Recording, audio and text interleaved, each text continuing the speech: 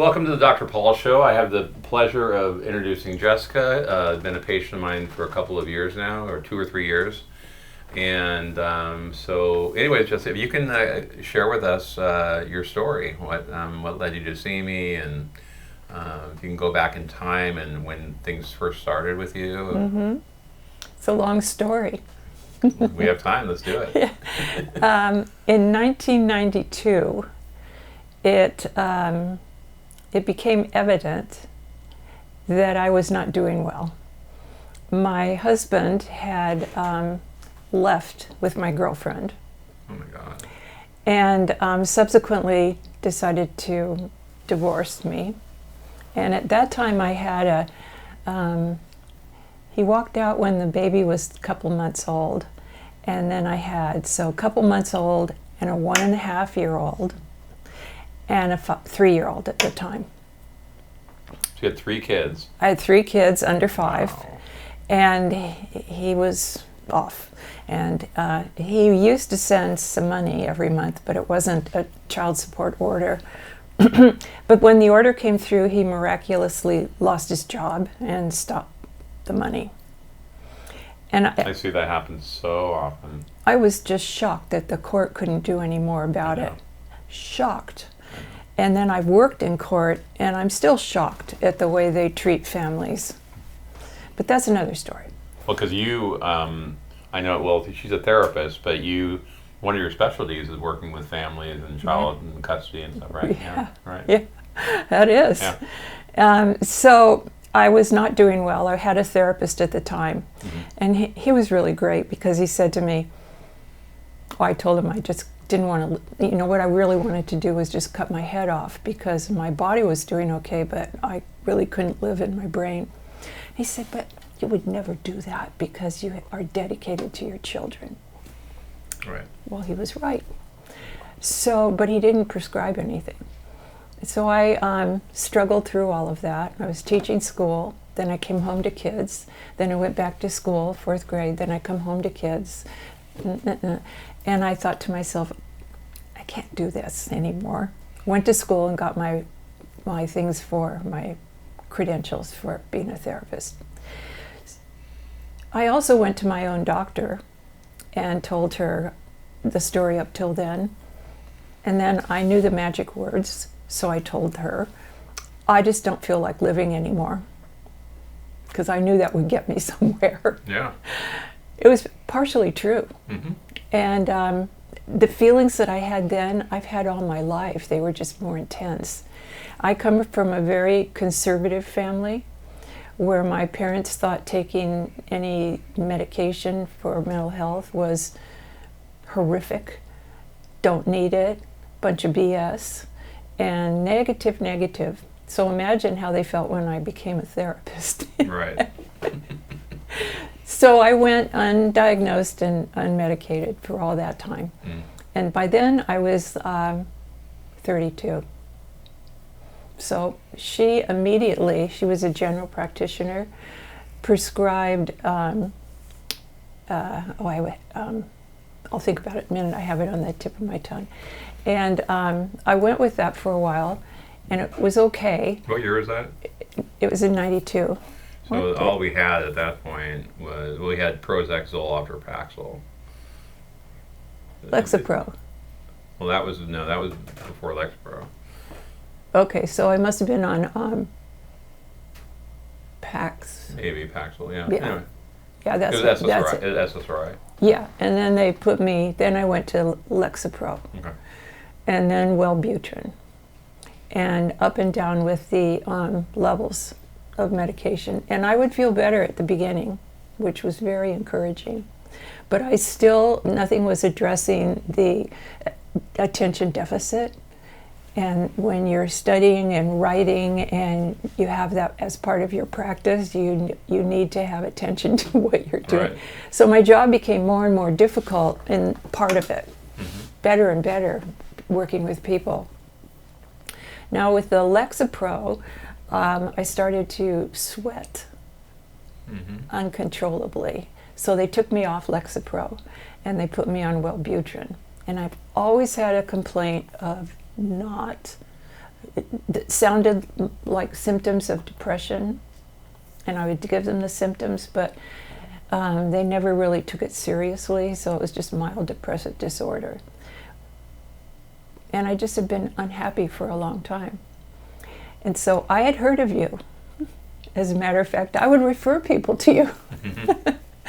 And I was going to my own therapist through, I won't mention where, and it was a hospital, a teaching hospital, and they kept having interns and residents helping me, who would then have to go to the psychiatrist, who would then give me a big 3 minutes, and then my prescription for Wellbutrin would stay the same. But it wasn't helping me at all. Finally, they gave me some Adderall.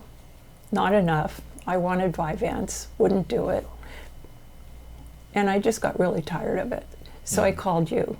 I figured, well, if I'm going to send people to him, and they come back saying, thank God, I finally feel better. And so I go, okay, that's funny. And when I got here, it was so fun because you came out, and I went, Dr. Corona, I finally get to meet you. And you went, Jessica St. Clair, I finally get to meet you. Yeah, I was like, I know that woman. Yeah, I heard her name with referrals, yeah. Right, for years, Yeah, for years. Several years. And I would give people copies of your book. Said, read the book, and if you can't sit still, or if you can't read it the whole thing, read these chapters, because they'll tell you in very simple terms what the medications are and what their function is, so you know what's going on. Anyway, so that's the story, that I had been unhappy and fought mood disorder and all of the things that go with it. I was bulimic at one time. How old were you when you were bulimic? High school. Yeah. That's when it usually happens during the teen years. Yeah. Yeah. I had very low self-esteem. Many times I felt like it's just not worth it. I was a straight A student. I went to UCLA, and I had everything that I needed, and I had it all, but it didn't feel like it. And I lived like that for a long, long time. So when I finally came to you, it was the divorce that put me in a tailspin. And I struggled from 91 when he left. Well, that's right, the Lexapro was before that. So all the way up to when I came in here, miserable. So you left the Wellbutrin, and you added the Effexor. And I have to tell you that I finally, I felt good. Yeah. And then I told you that because it was just a trial. So you upped it, you doubled it, and I've been going with that now from 23 forward.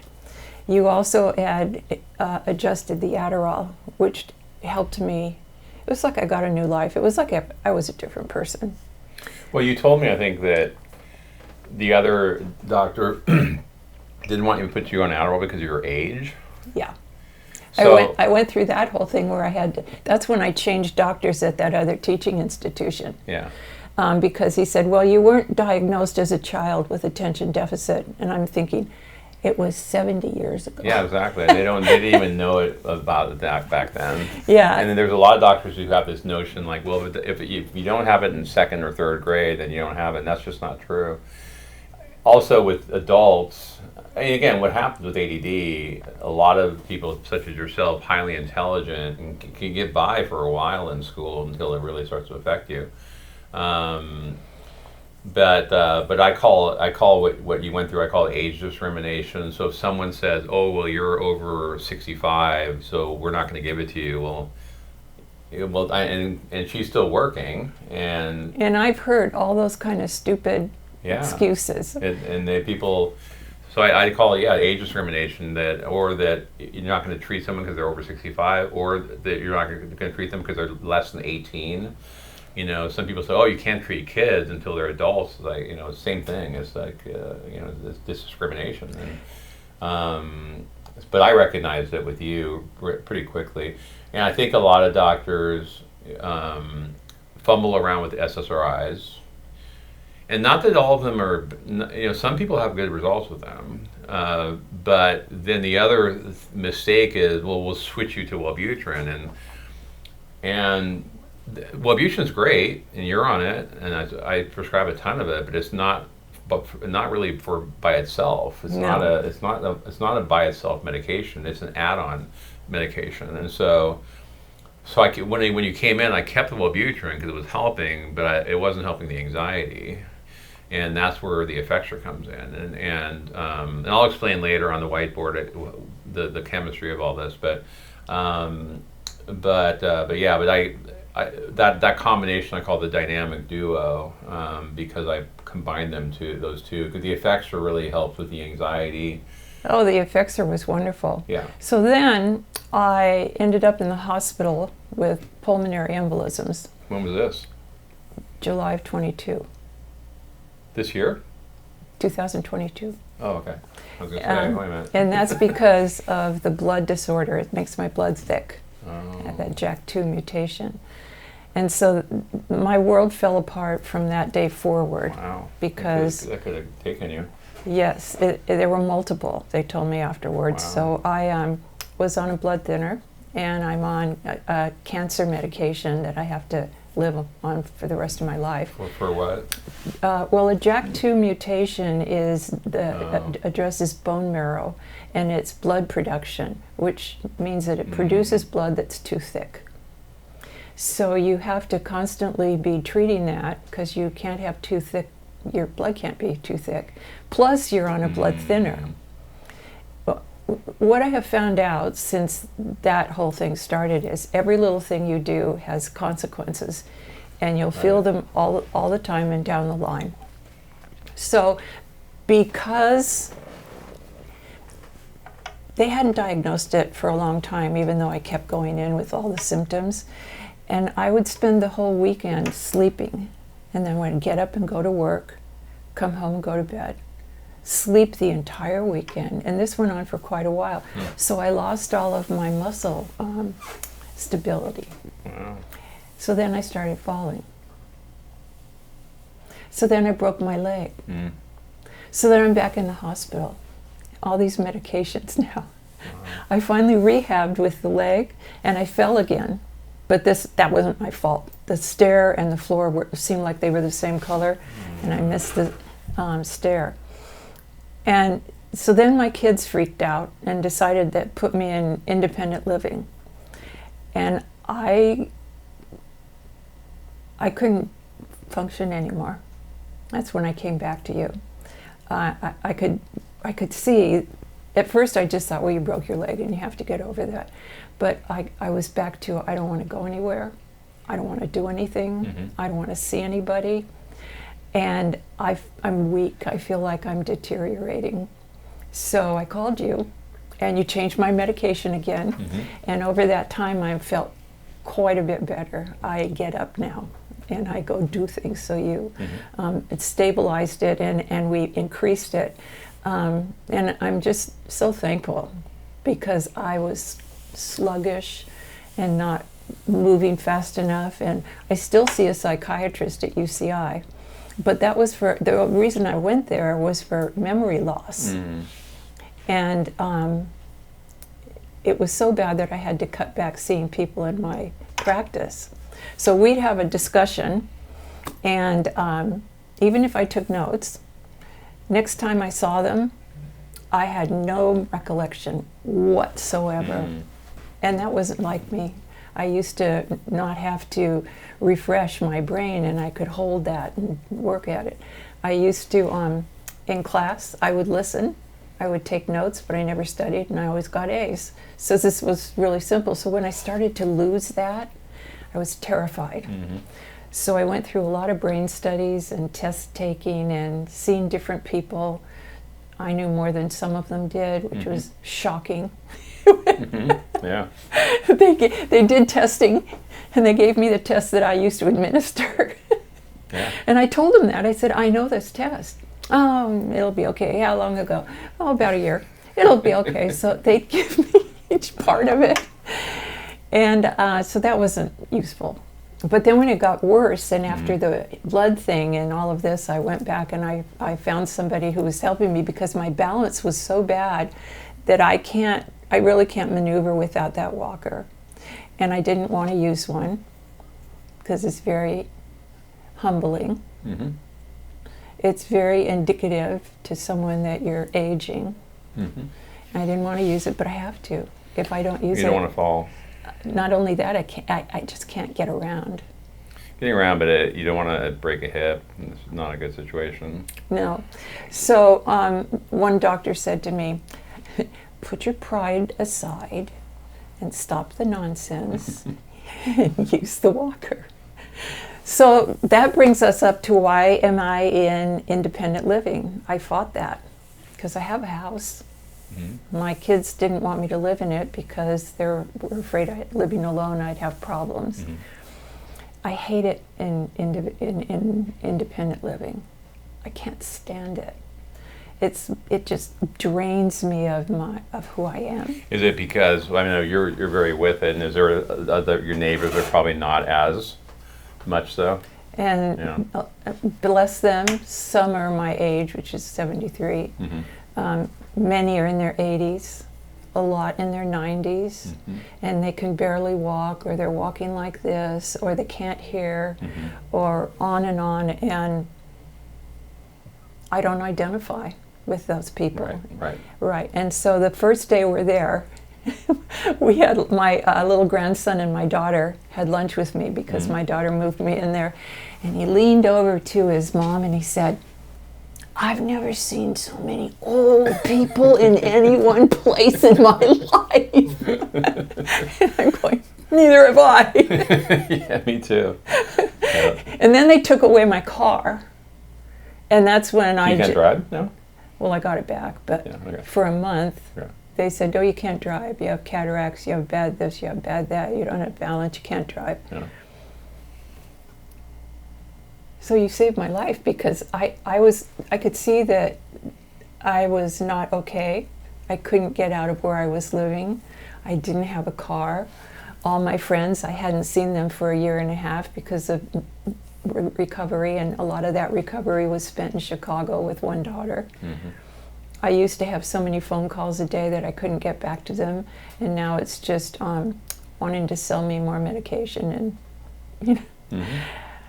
Lost my practice, lost my office, lost my home, it's rented out, lost my stuff because there was an estate sale. Mm-hmm. But now I'm back together. You're back? Yeah. And you're practicing part-time now? Yeah, a lot of people are calling and saying, I heard you're back, we want to come back. And It's such a great feeling, and I have enough energy. I see about 2 or 3 people a day. Mm-hmm. Maybe 3 times a day. That's it. And I used to see people, I had a caseload of 60, and I saw about 25, 30 a week. Mm-hmm. I won't do that anymore. That's a lot. Yeah. Yeah. Yeah. So. Well, this is, go back to your, because you got this genetically from someone, your mom or your dad. Who do you think? Come to find out that my dad was severely depressed most of his life. And they put him on Prozac, but they didn't tell me that. They just kept that a secret because they had been so against that kind of medication. Because your parents were the ones that were anti-medication, weren't they? Right. Yeah, and he complained that he was dizzy all the time, and he complained, so they took him off it, and he did have a sort of medication, which is alcohol, and became an alcoholic. Mm-hmm. You self-medicated? That's what killed him. Mm-hmm. And my mother joined in. With the alcohol? Yeah. Wow. So that was, there wasn't any support there. How about when you were younger, like elementary school, middle school, high school? Do you remember like a time back then you started to see any shifting of the mood? Yeah, 4th grade, because I was the tallest person in the 4th grade. And Ward Trower would not leave me alone.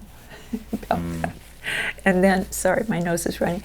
And then at the Christmas pageant, they had the kids line up smallest on either edge, mm-hmm. smallest on either edge, to me, the tallest.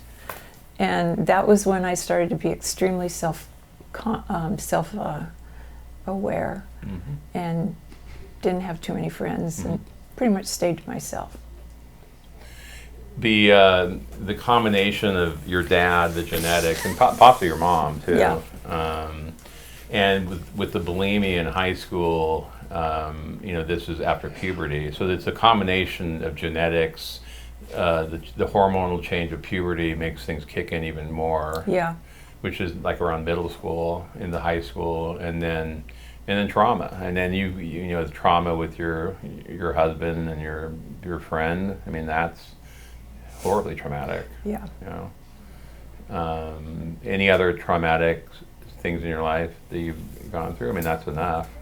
Well, to me, I mean, the pulmonary embolism, that's not a good thing to get. I put that lower on the list than having an estate sale, because I had collections of china and crystal and silver and porcelain things from my grandparents and my parents and myself, and I cherished those things and had intended for my children to have them, to divide them up and have them, and they didn't want them. Wow. And they were, one person in particular wanted to sell it and rent the house. And I still can't get over that. Now I'm back in therapy, which is, I really felt like I had to put all the pieces of me together, and this has helped a lot to just be able to get up and get out. Right. Sometimes I would expend enough energy to just go downstairs and eat, but I complain a lot about the food, and I complain a lot, and I just have to learn to shut my mouth. And I think that's part of the whole, I don't like anything, I'm depressed, I can't better myself, I can't get out of where I am. I can't. Are you sure you can't? Well, I had several plans that I couldn't make happen. One of my plans is when my tenant's lease is up, I'll just move back into my own house. Yeah. I don't think anybody can stop me. No. And so I'm hanging on till April. Okay. Good plan. Yep, because any other it's a big deal to move. Yeah. And Christmas is coming, I won't be there most of December. And then we'll put the house in the market, and then I'll have spending money again. Good. My house is a really great house. There's a bedroom, a den, a big family area, and a patio on this side. And then there's a living room and a kitchen. And then on this side are 3 bedrooms, and one is a master bedroom and 2 bathrooms. So I'm just going to live on this side and rent out this side. And I did it once, and it worked out really well. And my kids lost it. They were so mad at me. What are you doing? And you have people you don't even know, and how do you know they're not going to steal everything? And you didn't tell us. And that's the other traumatic thing that I went through, and I was just shocked at their response to that, because the less I worked, the more the income I was used to went down, and I wasn't using half my house, so I rented it out to a couple, and it worked out really well. Yeah, good. As a matter of fact, they were really kind. They said, "We're going to the market. Do you want us to pick up anything?" And in retrospect, I think I probably looked like I was falling apart. So that's where I am, but I'm finally looking more positive. And if it weren't for you giving the right medication and adjusting it, I would still be very unhappy. Because I saw several doctors. I had a therapist who was an MD. He didn't prescribe anything for the bulimia and the depression and the PTSD from all that stuff. Unfortunately, that happens a lot, and a lot of people get mistreated, untreated when they should be treated, and they lose hope too when they realize that this stuff is really easily treatable. It's just a lot of people don't understand it, and But thankfully, you came back to see me, and it's Yeah. been a pleasure working with you. Well, thank you. I'd talk with parents and they'd say, well, we don't want our child to be dependent on medication all of his life. And if he would just study more, we'd be Yeah. fine with this. You know, Yeah. have all these things that their kid was supposed to do. And I said, well, if he can't see very well, would you not give him glasses? Right. So I'd go through that whole scenario, which they didn't like because, well, glasses is different than medication. Right. That's a real thing. That's Yeah. a real thing. Yeah. Yeah. And it's with ADD. There's a lot of that with parents. You know, Yeah. my kid's just being lazy and not Yeah. trying hard enough. And the problem with kids, you don't treat it, and adults too. What happens? Self-esteem is Plummets. down. They get depressed. The higher risk of addiction. Yeah. Self-medicating. So there's consequences. You know, if parents make this decision, there's consequences for their kids. You know, and for adults like yourself, the consequences of not treating it is just not functioning the way that you're able Right. to function now. And the you know. depression is intense. Right. So the other thing I would tell the parents is brain chemistry doesn't heal itself. Right. And I suppose that if you ran track 5 hours a day every day, Mm-hmm. and then went to the gym and ate only an athlete's food, Mm-hmm. you might feel a little better. Mm-hmm. But you're not going to do that every day. Right. So your bones heal, you get glasses and you can do it, but you can't expect someone just to work harder and have everything come together. Right. You have to have the right chemistry in your Right. brain. Right. So I had read your books, plus I studied to get a doctorate myself, Mm-hmm. and so I knew about brain chemistry by Mhm. that time, and I just say, it's not going to happen on its own. Mm-hmm. And it's only going to get worse, and your child's going to be very unhappy. Right. And the result is goth, this and that, running away, Mm-hmm. teenage sex, failing school, drugs, gambling, Yep. pornography. That's what they do. Mhm. And I have a kid right now who's going off to college that he has a gambling problem. And he says, okay, I won't do it anymore. I'm going to college. And I went, oh. I asked him if he had any medication. Oh, no, they're Asian. Oh, we don't do that. You just study Right. harder. Not in certain cultures, they won't do it. Right. And then you're going to go to college, and he's going to be introduced to alcohol for sure. Oh, yeah. You know. And no one there to pound him to study. Right. And I'm afraid for him that he's not going to make it because Mm-hmm. of the fact that he can't do this on his own. And there's a high risk of potential suicide. Yeah. Too, Yeah. You know, so. So it's just like, Yeah. now it's my cause. Get some help. Yeah. Yeah. And don't stop until you feel better. Yep. And if nobody will help you from your own little circle of doctors, I know who to go to. So I give 3 names, of course. Great. One is in big print and the others are in little print. Well, I really appreciate you coming in and sharing your story with us. It's very inspiring. I want people to understand that Yeah. lots of doctors will not medicate. Oh, the same thing with my balance and my memory and those problems that I was having, and that was after the pulmonary embolisms. I had to go to 4 neuropsychologists, 4, Wow. to get relief. And it was the last one, and this is your favorite one, it's the last one who put me on a medication that has helped me tremendously. Aricept. Yeah, but took me off the Adderall. You can't have Adderall on Aricept, and Adderall isn't good for you long term, and so you don't need Adderall. Oh, God. And okay, so I went off of it. My balance hasn't improved. That's a matter of just muscle memory, but the memory is very good now. Yeah. Yeah. Well, good. Well, pleasure having you come in, Jessica. Thank you. Thank you so much. I appreciate it. You know that you're my favorite. Good. Well, you too. And I'm going to be referring some people to you too.